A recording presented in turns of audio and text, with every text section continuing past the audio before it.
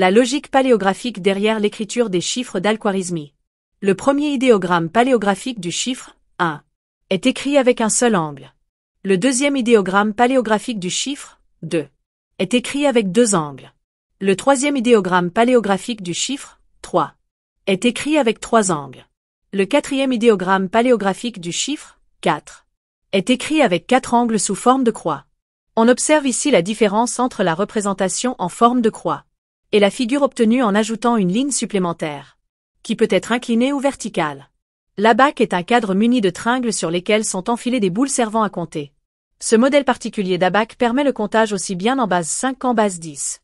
Les perles du plateau inférieur servent à compter en base 5, tandis que celles du plateau supérieur sont utilisées pour la base 10. Cette perle a une valeur de 5. Une autre perle de valeur 5 est modifiée par l'ajout d'une ligne inclinée vers le haut. Une perle de valeur 5 est encore modifiée par l'ajout de deux lignes inclinées vers le haut. Cette perle a une valeur de 10. D'autres perles de valeur 10 peuvent être réduites en ajoutant une ligne inclinée vers le bas. Une perle de valeur 10 peut être encore réduite par l'ajout de deux lignes inclinées vers le bas. Les perles du plateau supérieur sont des images en miroir de celles du plateau inférieur de l'abaque. Voici la barre transversale, ou poutre séparatrice, de l'abaque. Cette structure centrale est appelée la poutre horizontale. L'écriture paléographique du chiffre 5 commence par le tracé de la barre transversale du boulier, suivi de la représentation d'une ligne descendant vers la perle, qui symbolise la tringle verticale du boulier. Le chiffre est complété par l'encerclement partiel de la perle de valeur 5. L'écriture paléographique du chiffre si s'obtient en encerclant une perle de valeur 5 et en ajoutant une ligne inclinée vers le haut. L'écriture paléographique du chiffre 7 s'obtient en encerclant une perle de valeur 5 et en y ajoutant deux lignes inclinées vers le haut.